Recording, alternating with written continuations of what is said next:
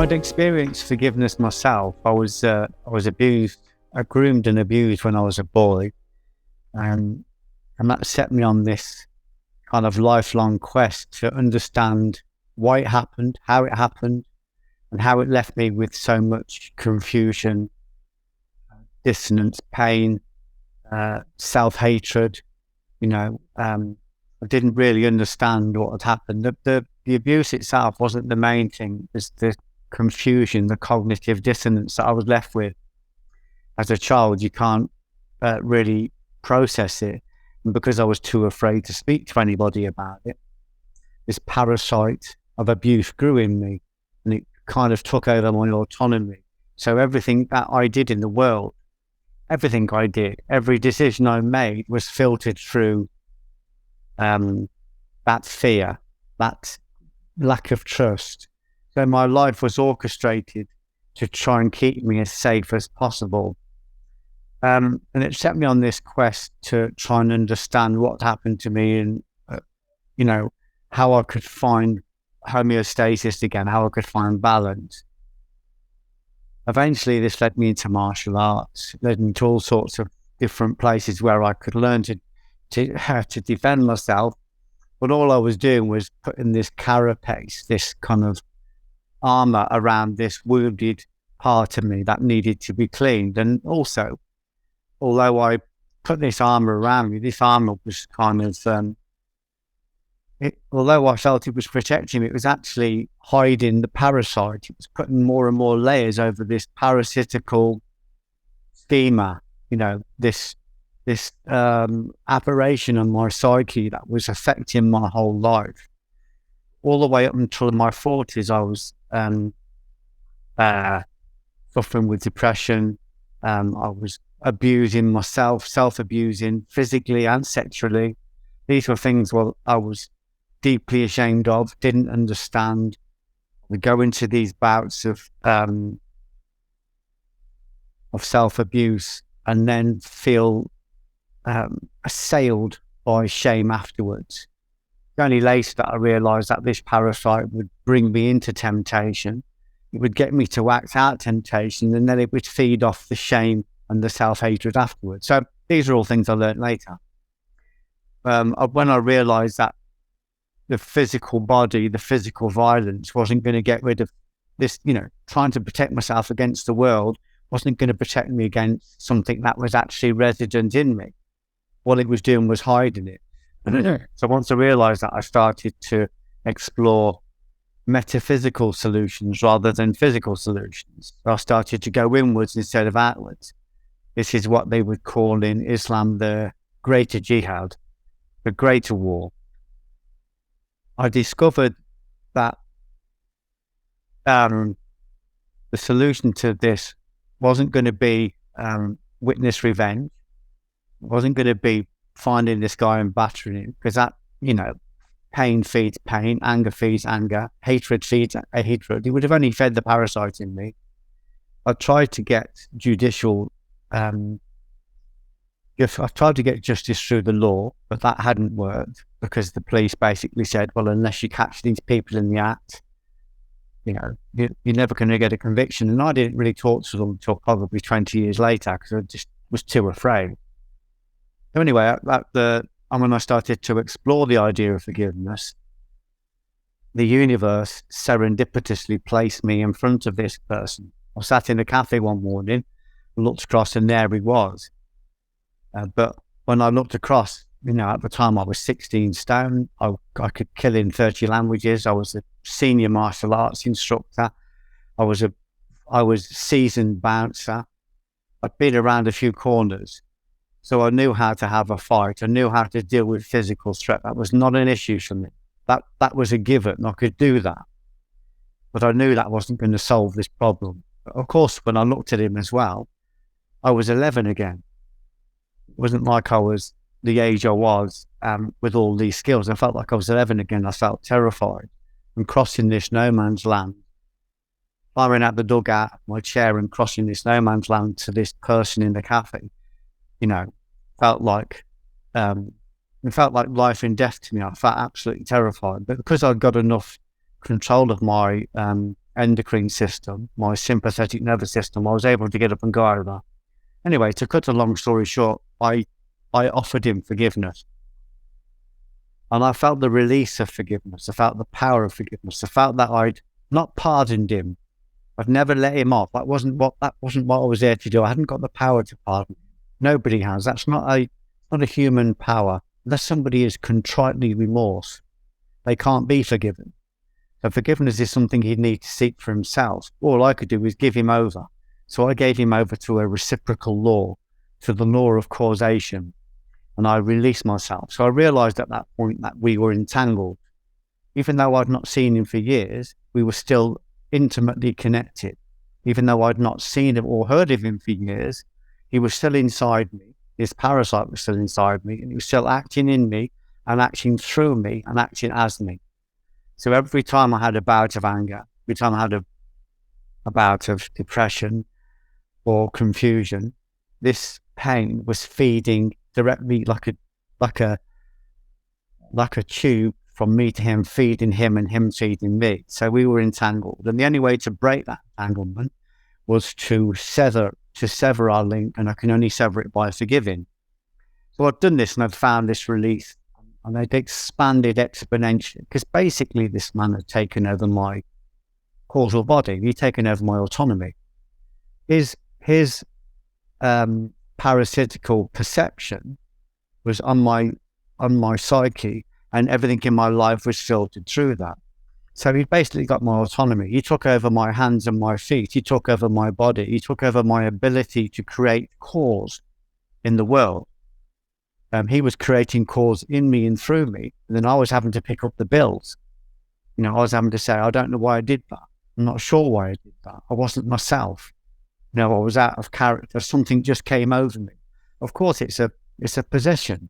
Abuse is a possession. And I recognize that the only release from this possession was forgiveness, was to give it over to a greater law.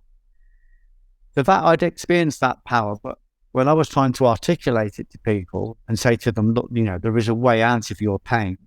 There is a way beyond, there's a way over this suffering, there's treasure in this suffering, and it's forgiveness. I couldn't articulate it. So when I was praying, when I was meditating, I said, look, I understand the power of forgiveness, but I can't articulate it. I'm not convincing anybody. They think that forgiveness is a soft solution to a hard problem. They don't see the power in it. They don't see that forgiveness is like an antibody that traces the bacteria of evil and neutralizes it. It completely wipes it out. One act of compassion can empty a room of evil, like a candle can light up a whole room. It's a very powerful attribute, but I'm not able to articulate it. I'm spending half an hour talking to people on a radio interview and trying to explain forgiveness, and then they're saying to me afterwards, wow, do you think he deserved your forgiveness? And they don't realize that forgiveness isn't pardon. It's not something he deserves. It's something that he needs to face.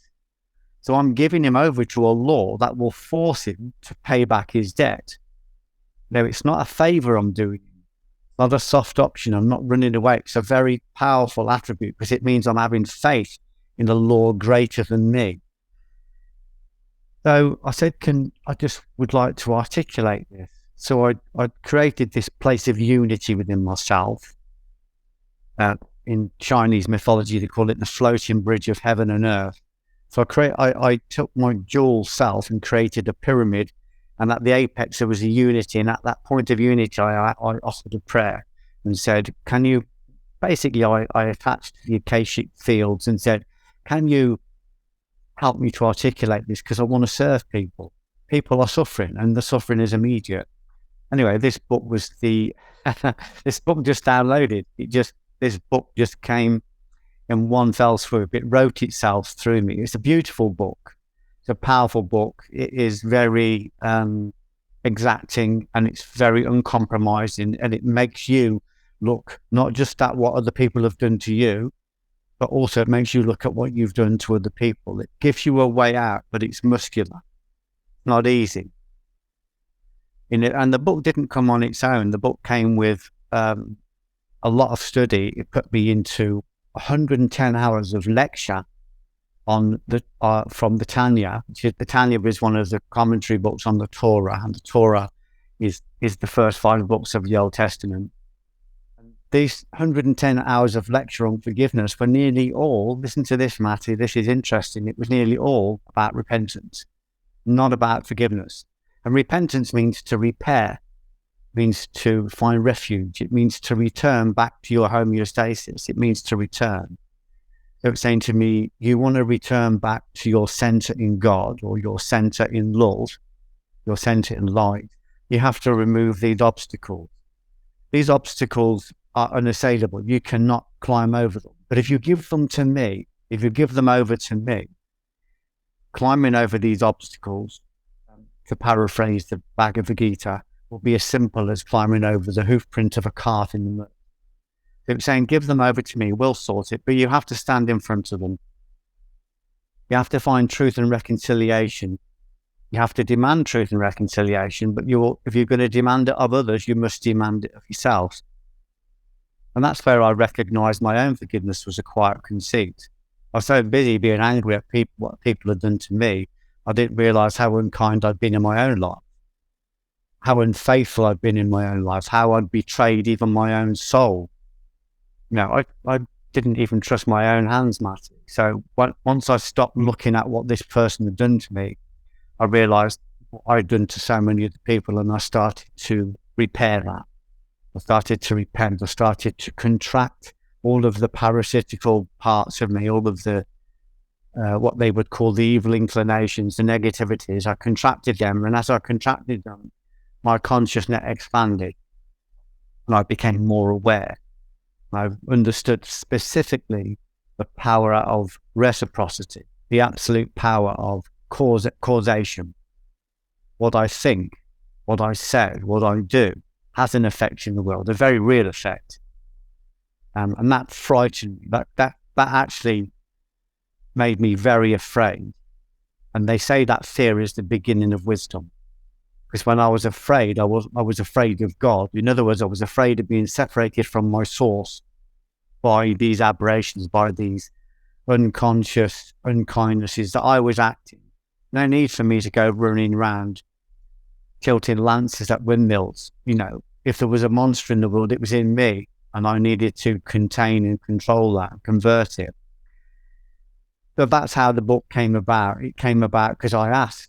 I said, I want to bring something down to serve people.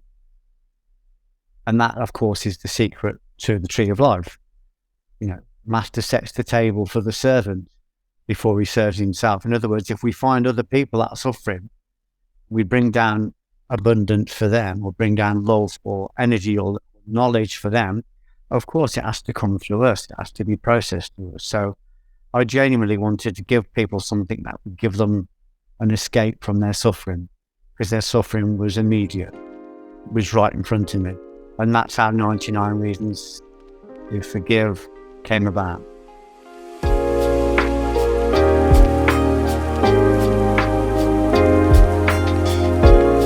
Well, the main thing it's going to do is it's going to inform them. So far, the discussion about forgiveness has always been about, even with the great thinkers, even with if you look up and study some of the best books in the world on forgiveness, the question is generally always, is it okay to forgive? To what degree can we forgive? And is there a limit to forgiveness? And all of those questions come from the wrong place. This isn't a judgment. This is just something I noticed. There's a presumption that we can pardon somebody, that we have the power to pardon somebody. We don't have that power. I can tell you 100 times that I forgive you for stealing from my wallet, but if you're not contritely remorse, that sin, that error stays in you. All I can do is separate myself from you, from that, from any anger that I might have, by giving you over to that law. So the main thing that this book is going to do is going to inform people in a way that they probably haven't been informed before. This information that I received does come from, it's not like a binary answer. It hasn't come from a binary place, yes, no, right, wrong, black, white. It's just come from a quantum place. So I've been given or graced bits of information from lots of places. It's not like this information's not out there. It's just not out there in one place. So if you go into the hidden Bibles, not the revealed Bibles, the ones that say the earth is 4,000 years old and all that kind of thing. I'm only about going to the hidden Bibles or the quantum Bibles, and you pick up little bits and pieces from all of these disparate places and you bring them together and they form a whole. So this information has come from lots of places and it forms one point. You do not have the power to forgive, but you have the power to give it over. You do not have the power to pardon. You do have the power to separate yourself from the person that's abused you. You don't have the power. People always say to me, well, the hardest thing to do, Geoff, is to forgive yourself. But again, there's a presumption that we can do that. We can't. We haven't got the power to forgive ourselves because there's a greater law. When we sin, when we make a mistake, when we err, it isn't just against other people and it isn't just against ourselves. It's against a greater law. It's against a fixed law. And it's this law that has to pardon us. We have to, and it's kind of self-pardoning in a way, because when we look at the things we've done wrong, when we've got the wisdom to look at those things and go, I did that wrong. That was me. That happened on my shift, and I take full responsibility for it, and I take responsibility for whatever the consequences are. When we are able to do that, we're able to find instant forgiveness for ourselves, but not from ourselves. It's not from a human perspective. It's from a perspective of law and saying, I know that I made that mistake and I acknowledge I make that mistake. And once we do that, once we have contrite remorse, once we are genuinely on our knees with remorse, which I have been, that's automatically wiped out. So it's as though it never happened. So the thing that this book is going to arm people with is information that they won't have read before. But I would warn them before they go into the book to be prepared, because it's going to come back to them. It's going to say to them, paraphrasing the Bhagavad Gita, the self is the self's only enemy.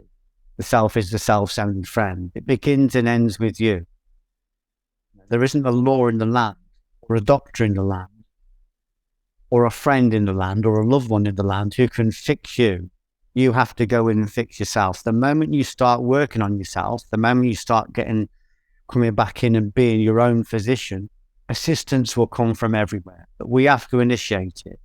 There's a lovely line in the Quran that said, God favors those who strive. He doesn't favor those who don't strive. It's a kind of quite a broad statement, but it has a quantum meaning. It says, when you move, the universe moves. When you stop, the universe stops. So again, when I say it's quantum, what I mean is that how we observe things changes what we observe. So if we're able to go in and fix all the parts that are observing things in a negative way, in an unkind way, in a nihilistic way, we can change the things that we're observing. That's basic quantum. I don't know very much about quantum, but that's basic quantum. It's the observer effect. So this book will give the power back to people, but it'll be inspirational because there's spirit in it. So spirit will enter them, but it will give them back the power to transform their own life, but not without work. We all will have to pay. Everything has to be paid for. People want to change the world, Matty, but they can't change their own waste measurement. They want to combat, climate control and bring the earth back to homeostasis, but they can't even clear their own climate. They're still filling it with cigarette smoke or drugs or junk food, or hours and hours and hours of polluted thinking and information from the television news, from the tabloid news, from their friends, around the water cooler at work. So everybody wants to go out and do the big grand gestures, but nobody wants to work on themselves. That's what I'm excited about. I'm excited about the fact that I don't have to worry too much about the corrupt politicians or the violent terrorists or the fundamental the violent fundamentalists. They're in me. There are aspects of them in me. And if I can clear them from me, I will clear them to the same degree in the world. That is a very powerful and very beautiful metaphysical power. We can't do that without autonomy. We can't do that without energy. The autonomy has been stolen by the grudges we hold, by the abuses we've suffered, and the energy is locked into those abuses. So every time, I allow myself to become angry about what somebody's done to me, it's vampiring my energy. I need that energy. For me to break through the stratosphere of old perception into new perception, and eventually to a place beyond perception, to the deep, I need energy. I'm not going to get there on aeroplane fuel. I need rocket fuel. And that rocket fuel is available to me. And it's licensed out at the moment. All of the things I mortgage it to. The hates, the angers, the dissonance, the confusion. How much energy do we lose, watching cats do stupid things on the internet? How much energy do we use to, pouring through the internet, reading rubbish? People say, I'm researching. They're not researching. They're on conspiracy sites, just giving their energy away. They're doing the equivalent of a doctorate every single day, watching shit. And this is not a judgment. They don't know they're doing it. People don't know they're doing it. I didn't know I was doing it. So this book is a Dharma gate. It's opening them up to that and saying, have a look at this. Have a look at your life. Have a look at what reality is. Have a look at how you can change it, because the more conscious you are, the less you will suffer.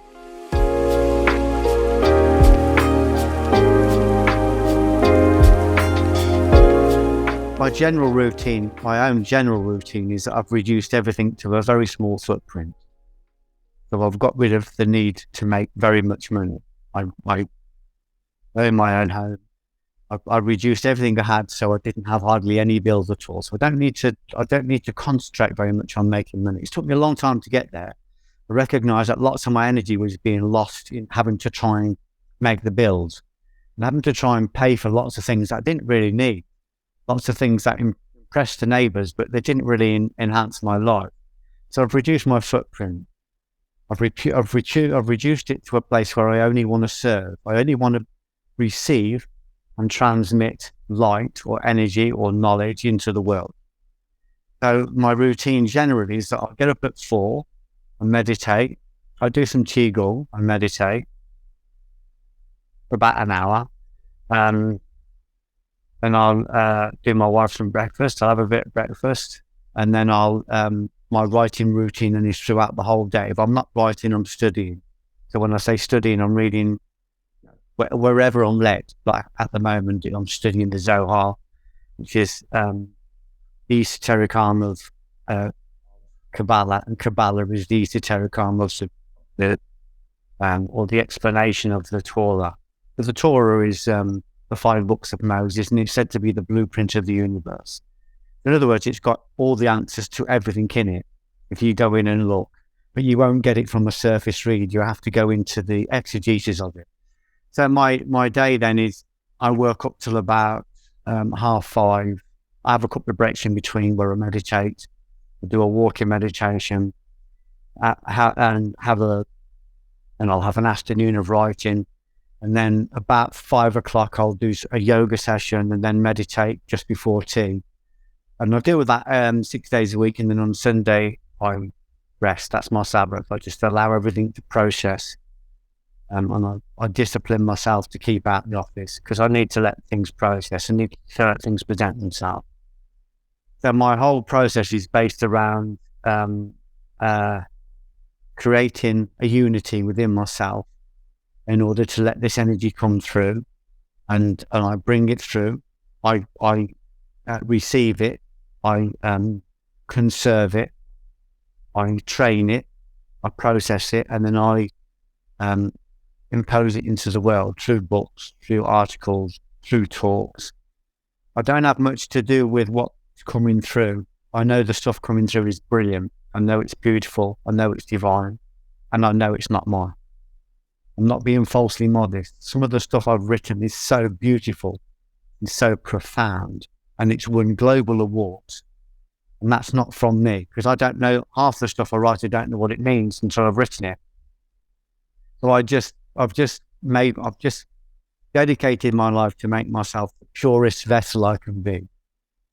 I'm just like, I'm like a filament between the opposing forces in the world. If I can put my filament between those two opposing forces, I can harvest light. I can only harvest light if I'm prepared to do what I'm doing now, which is pass that light on to other people. And not to give them an absolute answer, but just to give them an inspiration. So if somebody comes away from this feeling inspired, and that spirit has come from me to them, it's entered them. If somebody's angry by what I say, same thing. The spirit's entered them, agitated something, and it's still, the spirit is still teaching them. The main thing I want them to do is not take my word to anything. The main thing I want them to do is just use it as a portal, as a Dharma gate.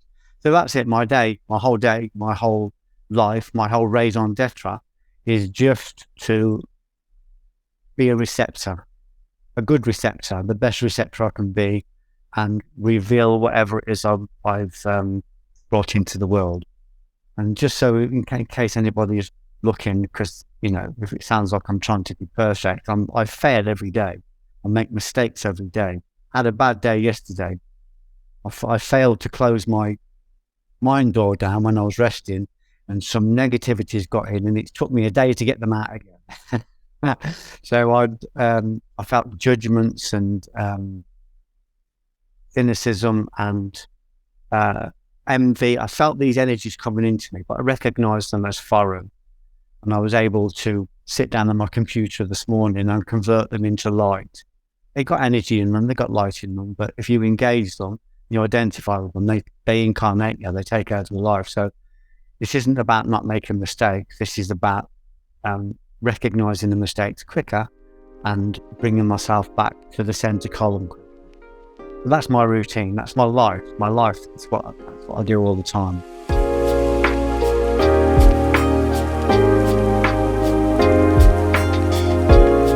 I would go to Ezekiel from the Old Testament, and I would say to myself, look to the nations and be amazed, because I'm going to bring you things in your days that you would not believe, even if you was told. That is so exciting. Your potential is so exciting. You are suffering now, and you are confused, and you feel needlessly tortured. But I promise you that the tempered blade is going to look back and know better. You're going through the fire. I suffered a lot when I was young because of what happened, depressions and stuff. I would say to them, there is treasure in this ruin. This suffering you're going through now is going to set you on a path of learning that's going to take you way above the potential that you may have had. Where there is treasure in the ruin.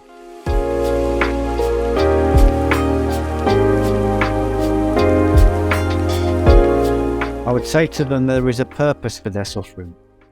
There's a purpose for it. Their suffering will indicate that there isn't a purpose. And there's no purpose to anything, and there's no point in anything, and it will tell them that there is no escape from this. But what I'll say to them is that there is light in every part of their suffering. So every suffering they have, every abuse they have, every depression they have, we think it's a harbinger of doom. It's actually a messenger of hope. It's knocking on your door. It's banging on the door. It's kicking the door down. You think it's your enemy, but it's a dragon that needs to be confronted, needs to be contained, it needs to be controlled, and it needs to be harnessed. Like the sand riders in the film Dune or in the book Dune. These sand riders learn to the dragon that everybody in the desert, everybody's afraid of. They've learned to ride it across the desert. They've learned to control it and harness it. So it's a metaphor for individuation, what Jung would call individuation. It's about allowing these negative energies to come up and not being afraid of them, learning to control and harness them. There's a tremendous power. You out there now who are suffering with depression or fear or anxiety, there is tremendous power in that. You need to learn to control it.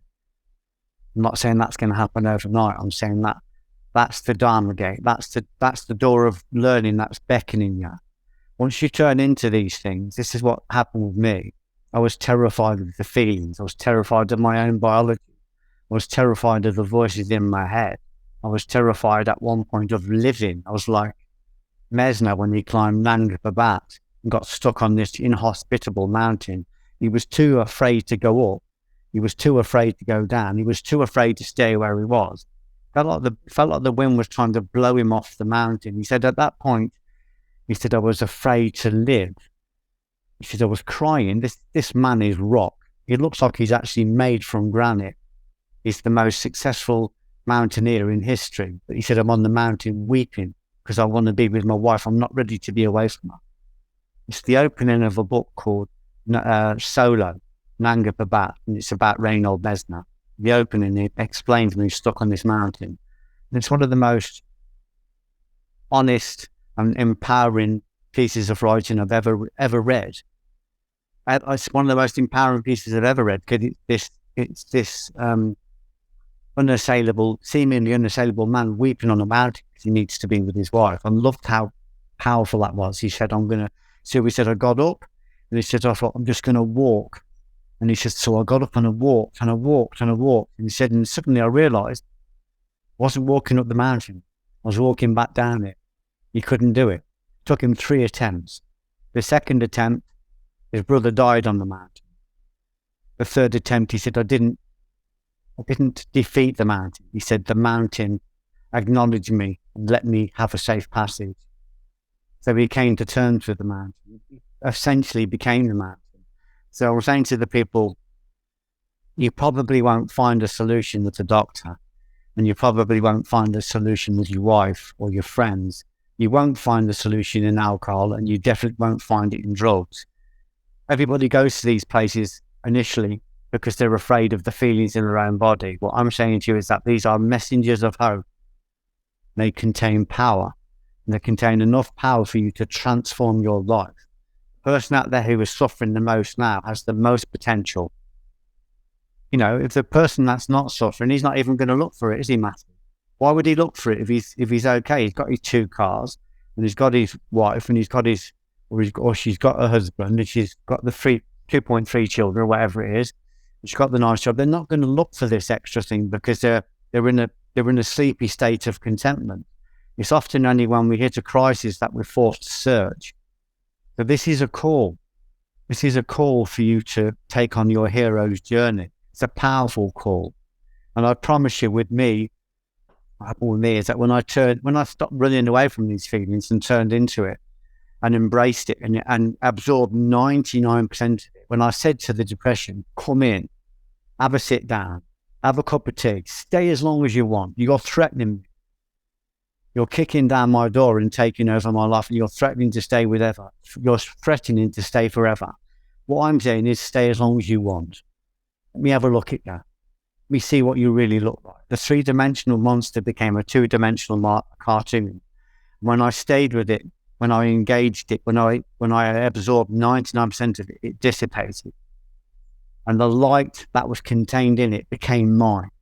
Consciousness expanded in me. So the fear, the depression, the anxiety was liberated. The nature of it was liberated, but the effulgence, the energy that it contains, expanded in me, and I was not looking at the world the same way again. I was looking at the world differently because I suddenly realized, wow, all of these things I'm frightened of, all of these things I'm afraid of contain consciousness, they contain light. And of course they're threatening me because they're afraid that if I look at them too closely, I'll see that they're just fake, got no power. They have no autonomy unless I lend them mine. They are disembodied. I have to have the courage to keep turning into them, to keep sitting in them, not to be afraid of them. And eventually they will recognize that I have found my own autonomy and they will give it over. So there's power in the suffering that they've got now, and there is an answer. You know, you're probably just not going to find it in the usual places. Have a look at this book. Have a look at The Power of Now by Eckhart Tolle. Have a look at films like Jude. Have a look at, you know, it's in all the films, isn't it? Star Wars. They're all films about coming to terms with this energy, with our own dark side. We're coming to terms with our own darkness. There's a great series on at the moment called His Dark Materials, and it's all about this battle with good over evil. It's part of our mythology, and it's saying that the energy you think is your enemy is actually an assistant. If I go into the gym, pick up a weight, and I go to the burn, the weight isn't my enemy. Gravity is not my enemy because it brings on pain. They're what I need in order to develop, to grow. Same as electricity. You never seen a thing in the paper saying electricity murders child. We know that we know that it's a neutral energy. It's a powerful energy, and it just needs to be harnessed. Our own dark side is exactly the same. It's an energy that we need in order to develop and grow the soul. We can't do it without it. We need to have these two energies. Imagine like positive force, negative force. When we're able to place our soul between the two, or our will force between the two, we create light. So we go from a dual state, opposites, to a unified state. This is what Rumi said. He said, there is a field beyond good action, bad action. I'll meet you there. But this field beyond duality is the deep. They call it the deep in June. So you've got positive and negative, and you've got this neutral force that they call it the law of three. This neutral force that brings the three forces together to create light, or to create attractive forces. But that is the field beyond duality, and that's what we all have the potential to access. All of us have that potential to access that. And if you're suffering right now, the potential for you to do it is closer than it's ever going to be. It isn't going to be there if you're feeling happy. You're not going to look for it. You're just going to, trundle through your life and just be content with whatever's going on.